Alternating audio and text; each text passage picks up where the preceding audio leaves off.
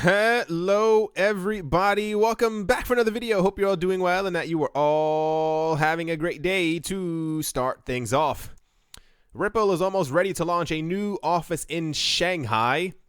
At the moment, the company is searching for a new country manager in charge of the launching. The new office aims at expanding the presence that Ripple has on the Asian continent. Ripple is searching for a new entrepreneurial leader ready to help them launch a new office in Shanghai. This would allow the firm to have a more settled presence in the region, which is very important for the cross-border payments industry. The professional must have experience in the payments market, understand how it works in China, and also have a network of contacts. The new office will allow Ripple to keep increasing the number of companies working on the Ripple network. Back at the beginning of the year, Ripple announced that they were working with more than 200 companies from all over the world. According to the Daily Hodl, China is the second remittance market in the world, second largest. Data from the World Bank shows that the remittance market in China is moved around $67 billion in just a year. They talk about where Ripple is from, etc., and they also go into a little bit of detail about earlier this month. No, last month. Okay, it's already February. Wow. Where they partnered with a university there, and the speculation has led people to believe that they are doing something more than just partnering with a university. The summary of it, I guess, would be is that a lot of other cryptocurrency companies, projects, whatever you kind of want to group them down to, have been desperately trying to enter China on a rapid basis simply because the amount of people there. I don't know how to really make it a lot easier. So China has not been as friendly to cryptocurrencies as many other countries. Is because China has a lot of tight capital controls. They control just about everything that happens within the country. They know exactly what's going on back and forth. So they have not been as open to cryptocurrency payments as a mainstream thing, while other countries have, what have you. So the Ripple team seems very poised. If I'm not mistaken, I think they also have one in Hong Kong as well. I'm not 100% certain if they have an office there, but the intelligent cryptocurrency companies are spreading themselves out across the world. They're trying to get to South America and Africa, like we've seen with not Blockstream. I can't remember the name of who they were, and also the people from Dash have also been trying to counter certain markets in South America.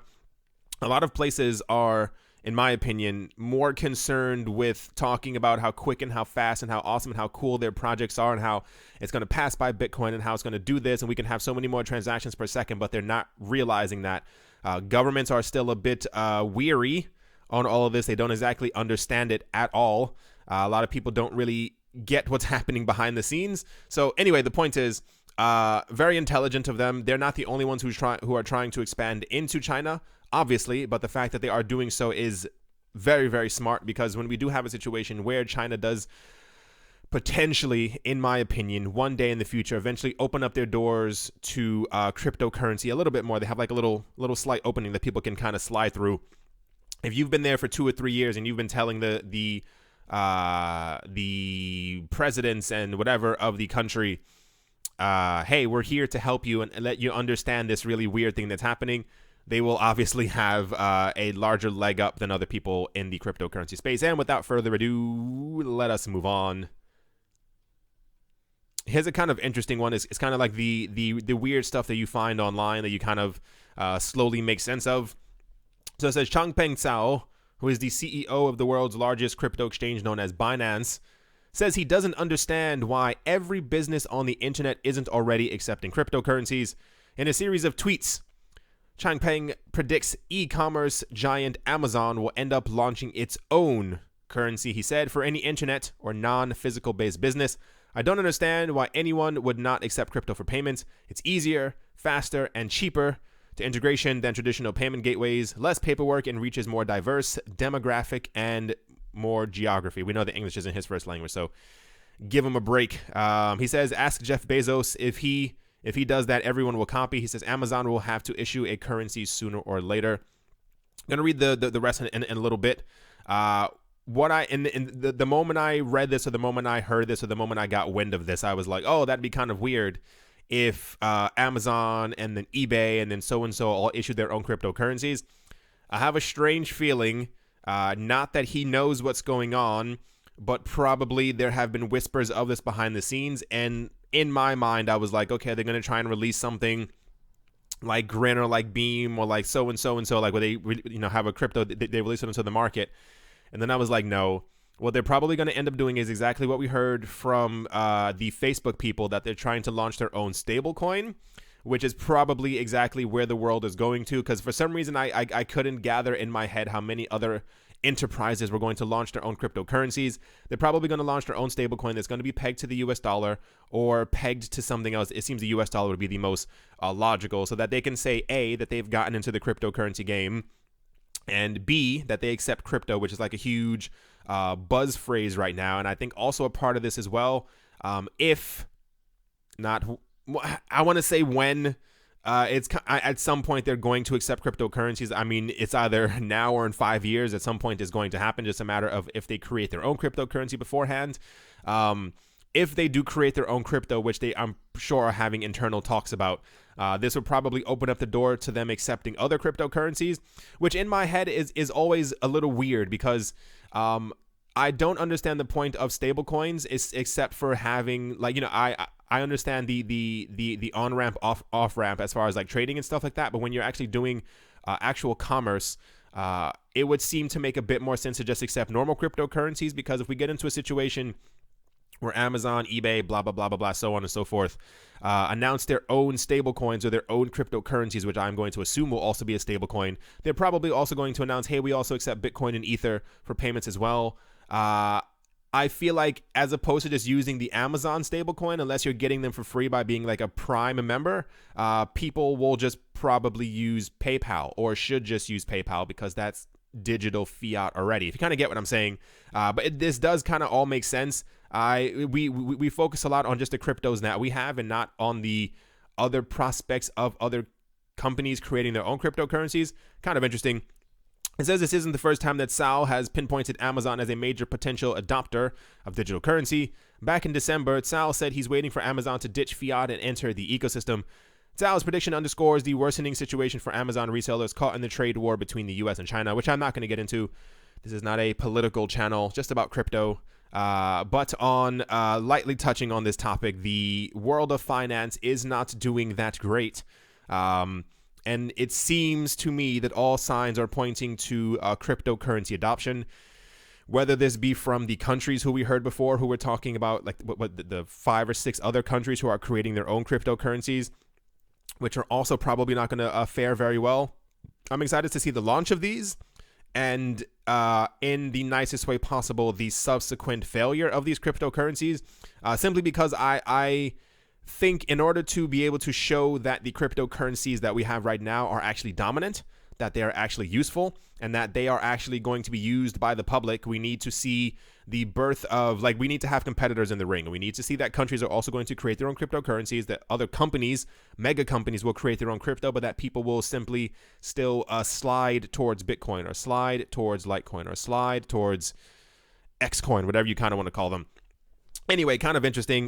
The Facebook coin kind of also caught people off by surprise, even when we had news about that. So I'm going to assume maybe within Q1, we're going to have at least one other crypto something come forward and announce that they're going to be building their own cryptocurrency. Still waiting for okay, to be fair, the people from Bakkt have been very good with releasing information, so I can't really fault them. Like, it's not as if we don't hear from them at least twice a week. I'm just waiting for them to announce which other companies have jumped on board the Bakkt platform, because last time we had, it was just Microsoft and Starbucks. And I can only assume at least 5 more have jumped on, because when we get clarification that they're accepting cryptocurrency, this is when things kind of move forward. But yeah, let's move on. So these are actually very, very cool. It has to do with like acceptance and people finally kind of getting it. During the first week of the new year, 2 U.S. representatives from New Hampshire, Dennis Acton and Michael Yakubovich, proposed a bill that would allow the state's residents to pay taxes with cryptocurrencies. Now, after some deliberation, New Hampshire's House Subcommittee unanimously approved the state's Bitcoin for taxes bill. Residents from the state of New Hampshire, otherwise known as the Free State, may soon be able to pay their taxes using cryptocurrencies like Bitcoin. Over the last few weeks, the state's legislators have been discussing the recently submitted bill known as HB 470, which would allow residents to pay specific New Hampshire taxes with Bitcoin. HB 470 will address any accounting, valuation, and management issues related to accepting cryptocurrencies, the bill states. Further, the plan will need to find a third-party payment processor that will process digital asset transactions at no cost to the state, because that would be ridiculous. Implementation plan for the state to accept cryptocurrencies as payment for taxes and fees, explained by HB 470.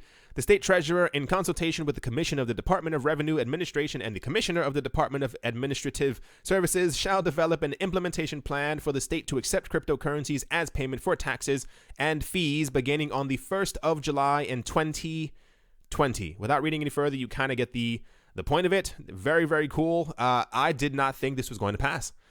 There was nothing in my mind that told me that there was going to be a U.S. state that was going to be like hyper progressive in the cryptocurrency stance. Like, I understand that there are people in politics that are like pro crypto, but typically what we end up having is usually like 3 people, and the other 17 people on the panel kind of all strike everything down. So the fact that this has been passed shows me that we do have some people who are intelligent in politics. I will put it that way. And let's move on. Also very, very cool. In the United States, the state of Wyoming passed a bill that will allow for cryptocurrencies to be recognized as money. This happened a couple days ago, according to state legislature website. On January 19th, Wyoming legislation presented the bill, which would help to clarify the classification of cryptocurrency. As reported by Cointelegraph earlier this month, the bill will place crypto assets into 3 categories: digital consumer assets, digital securities, and virtual securities. Any digital assets that fall into those 3 categories will be defined as intangible personal property, granting virtual currencies the same treatment as fiat money. The proposed bill also authorizes banks to provide custodial services for digital asset consistent with this section upon providing 60 days written notice to the commissioner.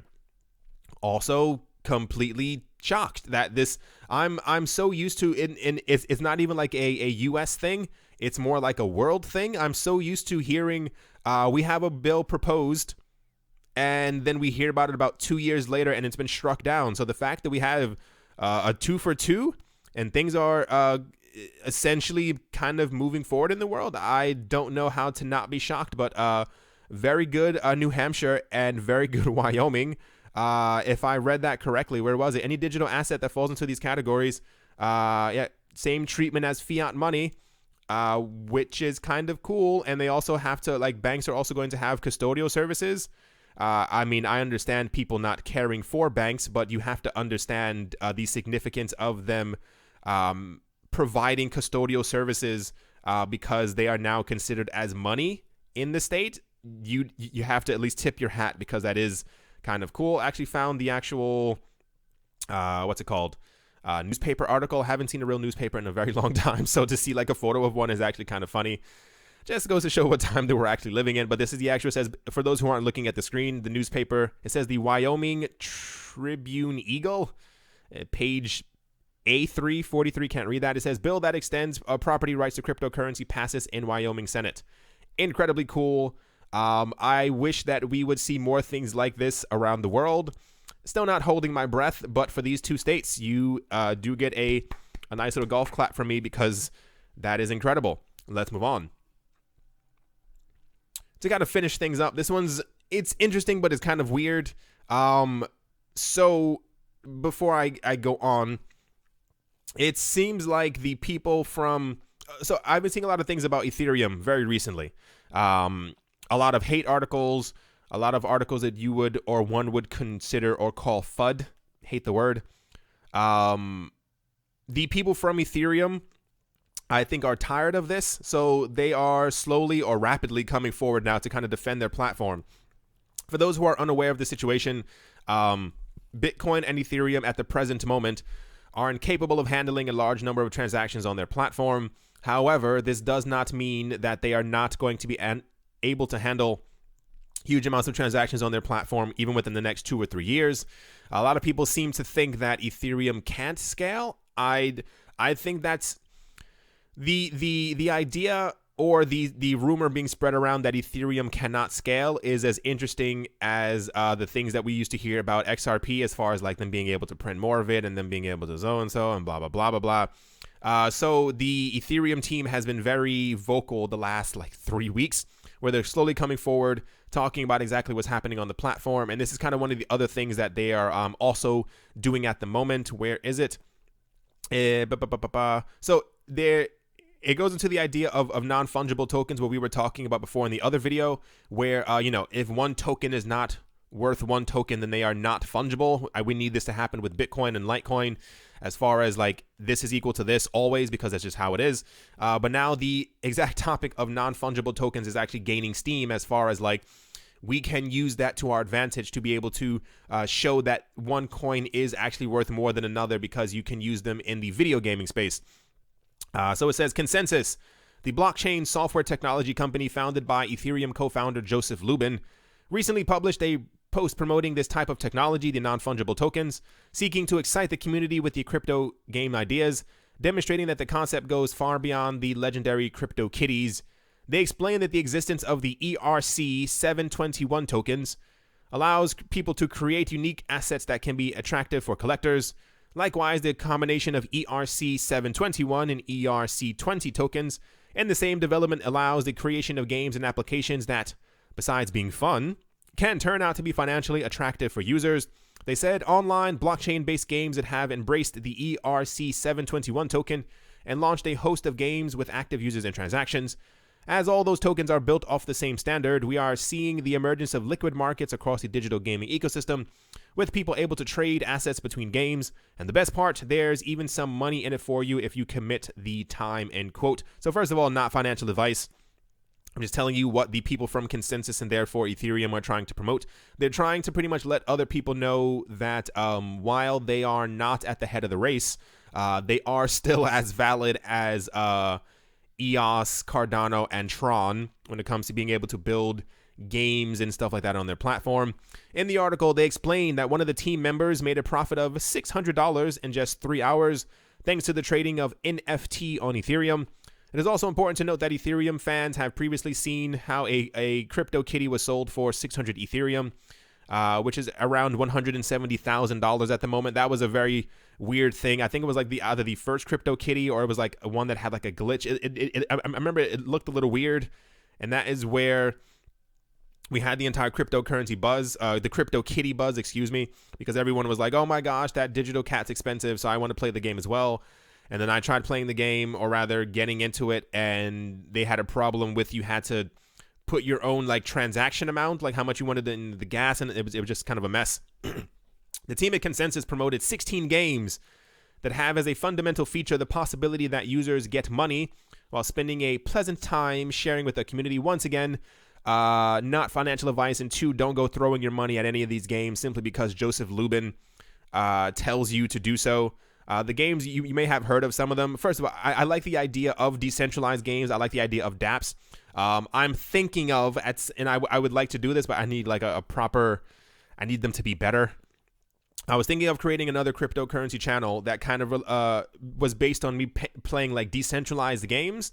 This is why I say I need them to be a bit better, because some of the games that we have right now are a bit lacking. However, the games that the Ethereum team promoted were Ethermon, Crypto Kitties, Plasma Bears, 0x Universe, Chibi Fighters, Hyper Dragons, My Crypto Heroes, Axie Infinity, Gods Unchained, Blockchain Cuties, World of Ether, Decentraland, Crypto Assault, Crypto Baseball, and they also talked about 2 games. One of them is called Super Rare, where that actual person made the $600, and the other one was Crypto Sketches. Apparently, Super Rare is where you buy digital art, which to be fair, I've been like hearing a tiny bit of whispers around this. The idea that crypto collectibles are going to be a thing is definitely going to happen. We know that this can come to be very popular and powerful with things like Bitcoin. It is digital. It can be used as money, but it is also in its own sense a collectible. People are collecting it. You can say hoarding it or buying it or storing it or what have you, but people are collecting it because they believe collectively that it has value. So a lot of people are thinking of creating digital art, creating other things on blockchains that you can then give to other people, that other people can buy or sell, and you have complete proof and knowledge that there is only one of them because you can check the entirety of the blockchain. So the point is, I think we're going to get to a point very soon, and it's going to be one of the more interesting investment options for me when it comes to cryptocurrencies. And it's going to come down to things like Decentraland. For those who don't know, Decentraland is like a digital world where you can own your own land. You can build stuff on top of it. You can build a house, which would be cool. But people are building like art galleries. They're building amusement parks. They're building, whatever your imagination can kind of come up with. The idea of owning digital land is going to catch on very fast. I don't know if it's going to be Decentraland as the main platform, but it is going to be a very big industry in the future. And also the other one is like digital collectibles, and also like collectibles as far as like art and stuff like that. I don't know exactly what's going to catch on. It could be baseball cards, it could be shoes, it could be a million and one things, but it's going to happen, and I'm very interested to see exactly which platform is going to kind of pick up, because the idea once again is that as we've had the great crypto crash of 2018, the things that emerge from that crash will end up being our Apples, our Amazons, our eBays, our Googles, so on and so forth. So it'll be interesting to see which of these ends up emerging, and then in 5 years' time, which of them are kind of big, and then in 10 years' time, if you can say, yeah, I was one of the first people to have one of the first plots of land or one of the first pictures that came out on this platform, and then it ends up being worth a lot of money. I mentioned before, not to spend too much time on this, I mentioned before there was I have no idea what the name was at all anymore on YouTube. But it was like a news reporter talking to people who had just gotten onto Decentraland, and they were talking about that. Once again, don't go throwing your money at this. This guy had bought, I think, like 15 pieces of land in the game. I think he bought them for around $200 each. And people were already like reselling plots of land for like $2,000 and $3,000 US. So he already made a huge profit. And the person was like, so when you plan on, reselling your digital land? And he was like, yeah, I'm waiting to each piece is around, like $500,000. And the person like almost like dropped their microphone because they were so shocked. It's going to happen. Like I said, I don't know if it's going to be this platform. But the idea, like, think of how fascinating and how weird our world is, that at some point we're going to have virtual reality games where you like put on those weird goggles, you go into the game and you own digital land that you can't really touch, but it's still worth money. Kind of weird, right? Anyway, prices aren't doing too bad, at least at the moment. I mean, they're all green over the last hour. It looks like for typically when we come out of the weekend, we have a sea of red, like deep red. So it's nice to see that things aren't as bad. I'm not exactly sure why Tron is up the last hour for no apparent reason. Not really sure why. I'm pretty sure we'll get wind of it as time ends up going on. Maybe there's something that happened. Maybe there was an announcement that I don't think so. It's 10 in the morning here. Anyway, the point is Tron is up. Good job for Tronics.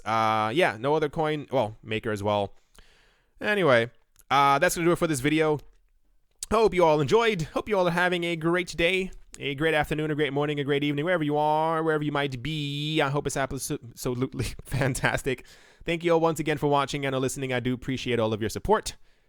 And as always, a very special thank you to my Patreon supporters. They are Gordon Nikic, Travis Haynes, Nick Mangialavori, Professor Wally from Gunbot University, Arthur Yaku, L. Doug, Brady Niels, Rai, Gilboa Snake, and Vlad the Impaler. Thank you all very much for your generosity. I do appreciate it. And yeah, I'll talk to you all soon. See you.